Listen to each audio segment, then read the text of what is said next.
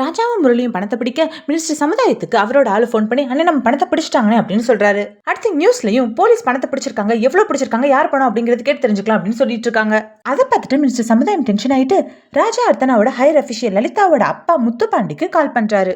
முத்துப்பாண்டி நீங்க எதுவும் டென்ஷன் ஆகாதீங்க சார், நான் என்னன்னு பாக்குறேன் அப்படின்னு மினிஸ்டர்ட்ட சொல்லிட்டு அர்த்தனா கால் பண்ணி பிரஸ்க்கு எதுவும் மீட்டிங் கொடுக்காதீங்க அப்படின்னு சொல்றாரு. ஆனா அர்த்தனா இல்ல சார் நாங்க கொடுத்தே தீருவோம் அப்படின்னு சொல்லி மீட்டிங் கொடுத்துறாங்க. அர்த்தனா 15 கோடி பிடிச்சிருக்கோன்னு பிரஸ்ல சொல்லிடுறாங்க. இதனால டென்ஷனான மினிஸ்டர் முத்துப்பாண்டியை பார்க்க வந்தாரு. என் வண்டியை யார் பிடிச்சது, எனக்கு மேல இடத்துல இருந்து எவ்வளவு பிரஷர் வருது தெரியுமா அப்படின்னு சொல்றாரு. அதுக்கு முத்துப்பாண்டி உங்க வண்டியை பிடிச்சது ராஜா தான் அப்படின்னு சொல்றாரு. அடுத்து முத்துப்பாண்டியோட ஹையர் அபிஷியல்ஸ் அதெல்லாம் கள்ள நோட்டுன்னு சொல்லி பிரஸ் அமுச்சு விட்டுட்டு அந்த பணத்தை அவங்கள்ட்ட கொடுத்து விடு அப்படின்னு ஃபோன் பண்ணி சொல்றாங்க. முத்துப்பாண்டியும் அர்த்தனா கிட்ட பேசி இவங்க வழிக்கு கொண்டு வர பாக்குறாரு. ஆனா அர்த்தனா என் வேலையே போனாலும் பரவாயில்ல அப்படின்னு மறுக்கிறாங்க. ஓ வேலை போனா பரவாயில்ல, ராஜாவோட வேலையும் போயிடும், ராஜாவை கொண்டுருவாங்கன்னு முத்துப்பாண்டி சொல்ல முதல்ல மறுத்த அர்த்தனா ராஜாவுக்காக சரின்னு ஒத்துக்கிறாங்க. இது ராஜாவுக்கு தெரிஞ்சா பிரச்சனை ஆயிரும்னு சொல்லி ராஜாக்கு கால் பண்ணி மாட்டுதாவணி சைடு ஏதோ இஷ்யூவா நீயும் முரளியும் அங்க போங்க அப்படின்னு சொல்லி அனுப்பிச்சு வச்சிடறாங்க. ராஜா போனதுக்கு அப்புறம் பிரஸ் எல்லாம் கூப்பிட்டு இதெல்லாம் கள்ள நோட்டு, எங்க சைடு தான் ஒழுங்கா விசாரிக்கல அப்படின்னு முத்துப்பாண்டி பேட்டி கொடுத்துறாரு. இதை நியூஸ்ல பார்த்துட்டு ராஜா அர்த்தனா கால் பண்ணி நீங்க எல்லாம் கோலைங்க, உங்களை நம்புறது ஏன் தப்பு தான், நீங்க எல்லாம் ஒரே குட்டியில விழுந்த மாட்டேங்க அப்படின்னு சொல்லி கோவமா திட்டிட்டு போனை வச்சிடறாரு. இப்படி ராஜா கோவமா நின்னுட்டு ரோட்ல சிகரெட் பிடிச்சிட்டு இருக்க முரளி டிரைவ் பண்றவங்க குடிச்சிருக்காங்களா அப்படின்னு செக் பண்ணிட்டு இருக்காரு.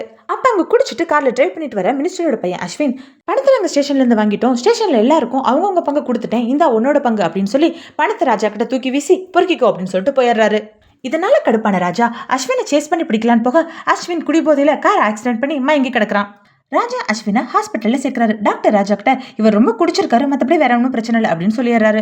முரளி ராஜா கிட்ட இப்போ இவனை எதுக்கு சேஸ் பண்ணீங்க, எதுக்கு ஹாஸ்பிட்டல் சேர்த்திருக்கீங்க அப்படின்னு கேட்க ராஜா கிட்ட அதுக்கு பதில் இல்ல. அஸ்வின் இங்கே தான் ஹாஸ்பிட்டல் அட்மிட் ஆயிருக்காங்கிறத யார்கிட்ட வெளியே சொல்ல வேணாம் அப்படின்னு சொல்லி முரளி டாக்டரை கன்வின்ஸ் பண்றாரு.